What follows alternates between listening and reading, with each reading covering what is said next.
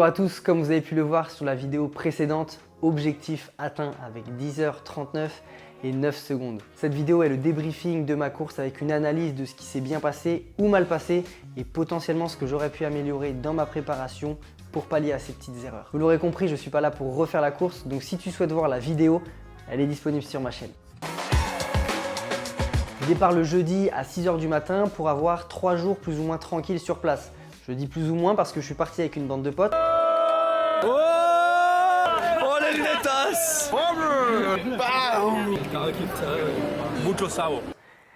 Et du coup, je vous fais pas un dessin. Une fois arrivé sur place, je décide d'emmener un pote avec moi pour aller faire un petit footing dans les rues de Barcelone. Autant vous dire que les gens ne me répondaient pas forcément bien et ça ne m'a pas rassuré. Alors, je me suis rassuré en me disant qu'il y avait eu 11 heures de voiture et que c'était pour ça que les gens ne me répondaient pas forcément comme je voulais. Tout le monde est arrivé, la famille, les copains, on décide d'aller dans l'une des meilleures boulangeries de Barcelone. Regardez-moi ça, on va pouvoir se régaler. Avocat, œuf avec un petit peu de tomate. Forcément, j'ai pas très bien mangé et pour quelqu'un qui a des soucis intestinaux comme moi, je suis pas convaincu que ce soit très judicieux. Dans la journée, j'avais prévu d'aller faire une reconnaissance du parcours vélo et ça a vraiment été bénéfique parce que tu as l'impression de connaître les lieux, tu sais où est-ce que tu peux te mettre en position aéro pendant longtemps, où est-ce qu'il va falloir que tu te remettes droit sur le guidon. Par contre, toute la journée du vendredi a été catastrophique en termes d'alimentation et d'hydratation. Comme je me fais engueuler, on va essayer de redevenir un petit peu plus sérieux sur la nutrition. Ils ont pas tort. Là, faut me faire manger, là. Attends, est-ce que j'ai encore la bouche pleine? Champion de France de baguette. C'est bon. Je parle pas de baguette de pain.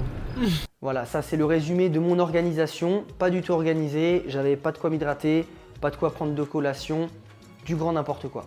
Donc si je peux vous donner un conseil et s'il y a quelque chose que je remettrai en place pour les futures courses, c'est vraiment de m'organiser, essayer d'avoir des repas, des collations prévues et surtout une petite bouteille d'eau tout le temps avec moi. Vraiment, c'est super important, une semaine à 3 jours minimum avant la course, essayez d'avoir une alimentation saine, de manger des glucides, de faire une bonne recharge et également de vous hydrater. Là, la pression commence à monter, très mauvaise gestion de mon stress, j'ai été insupportable avec mes proches. Si vous regardez cette vidéo, j'en suis désolé. On part sur le retrait des dossards, passage obligé à la boutique et puis ensuite, préparation des sacs de transition. Si je peux vous donner un petit conseil, une petite astuce sur les sacs de transition, avant de mettre vos accessoires et vos affaires dans les sacs, mettez-les sur les sacs. Comme ça, vous voyez ce que vous allez mettre à l'intérieur et ensuite vous allez pouvoir checker avant de fermer le sac. Réveil 5h45, plus ou moins 2 heures avant la course. Donc on commence la journée par un bon petit repas. Je vais vous montrer le repas du jour. Sandwich poulet, pâte froide, sandwich aux œufs brouillés. Ça fait pas rêver, surtout que on mange les pâtes comme ça. Ah, et ça rentre dans la bouche quoi. Non, c'est faux, c'était froid et sec. Donc bien évidemment, si je devais le refaire, je prévoirais encore une fois de plus mes repas en avance parce que le dimanche matin à cette heure-là, tout est fermé. Pour la partie natation, c'était un rolling start. Pour ceux qui ne savent pas ce que c'est un départ par vague et non pas par tous les participants en même temps. Alors tu dois choisir ton sas de départ. J'avais choisi le sas 1h15, mais je pense que ça peut être judicieux de choisir 5 ou 10 minutes de moins, ce qui permet de profiter de l'effet de masse et de drafter un petit peu dans l'eau. C'est peut-être une stratégie un petit peu ambitieuse, mais je pense que ça peut faire gagner quelques petites minutes. Dans l'ensemble, sur la partie natation, tout s'est bien passé. J'ai exactement fait ce que j'avais prévu. Mis à part qu'il y avait quelques méduses dans l'eau et ça, je déteste, mais c'est pas grave. D'ailleurs, quelques personnes se sont fait piquer. Je sors de l'eau, je regarde ma montre et là, je vois 1h13. Donc c'était pile dans les temps que j'avais prévu et je pars pour ma T1. Sur ma T1, tout se passe bien. D'ailleurs, je suis un petit peu surpris parce que normalement, de passer de la position horizontale à verticale, on est toujours un petit peu chahuté. Et là, tout se passe super bien. Comment tu te sens? Ouais, parfait, franchement. T'es bien? Ah ouais, gros. Ça va, tu te sens bien? Ah ouais, super bien. Je pensais à mes petits bisous que je vous ai fait avant de partir. Ça m'a donné de la force. Il faut savoir que je n'ai jamais travaillé mes transitions à l'entraînement. Erreur stratégique ou non, je ne sais pas. Mais je pense que sur un Ironman, ce n'est pas là où on va gagner le plus de temps. Vaut mieux prendre son temps, récupérer et repartir fort sur le vélo. Le seul gros point noir que j'ai eu, c'est que j'ai été complètement brûlé au niveau du cou. Alors je pense que la néoprène n'est pas adaptée à ma taille, ce qui fait qu'elle me cisaille un petit peu dès lors que je prends ma respiration. Et ça, il va falloir le changer, je pense, sur les prochains triathlons.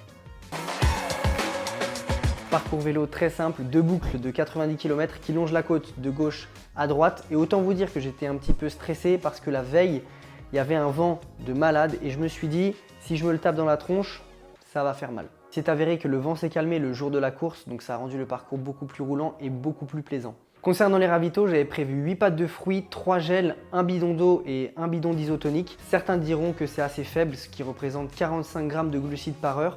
Je me suis toujours entraîné de cette manière-là, je n'ai jamais eu de crash, donc je ne voulais pas réinventer mes entraînements.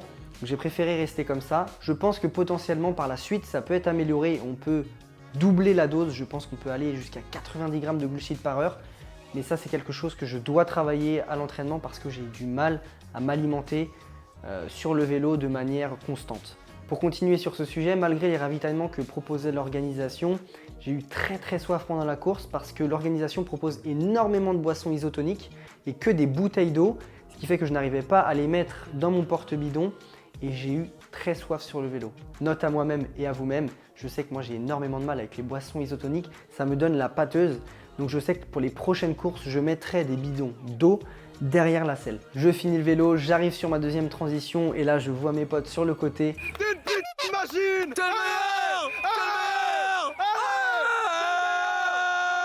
Là j'étais remonté à bloc, je pose mon vélo sur le rack, je vais direction mes sacs de transition. Je change mes chaussettes parce que oui, j'avais pris des chaussettes de rechange, je ne sais pas si ça a été payant ou pas, mais en tout cas je n'ai eu aucune ampoule, aucune gêne au niveau des pieds. Donc pour être franc avec vous, si c'était à refaire, je le referais. Je dois passer la transition à un petit peu plus de 5 minutes et là je revois mes potes juste en face de moi.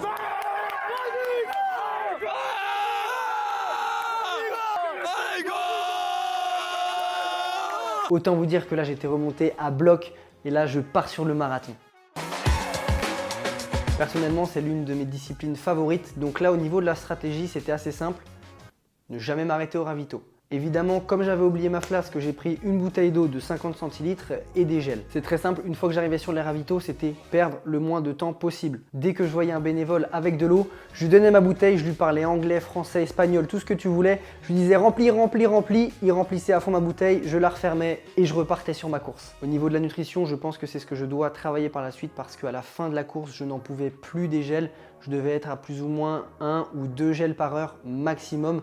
Donc c'est vraiment peu sur la partie marathon. Sur le premier semi, tout se passe à merveille et là je me suis dit si je tiens comme ça, je vais tout exploser. Tu vas bien? Ouais, nickel. La fin? Ouais, c'est comment là, niveau ça va? Franchement, ça tient comme ça, c'est incroyable. Ouais, c'est pas possible. Ça va faire. Ah, ça tient comme ça. Garde un peu de jus, hein.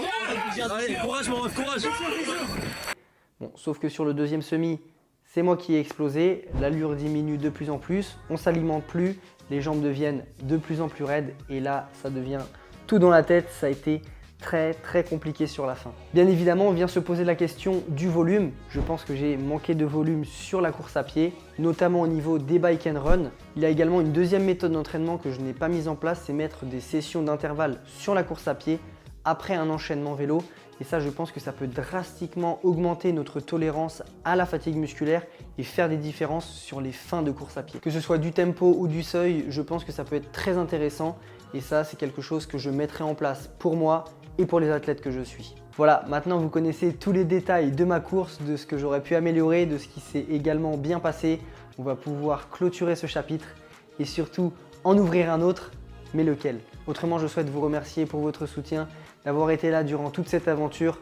Mais c'est pas fini, il y en aura une prochaine, c'est promis. Et sur ce, je vous fais la bise.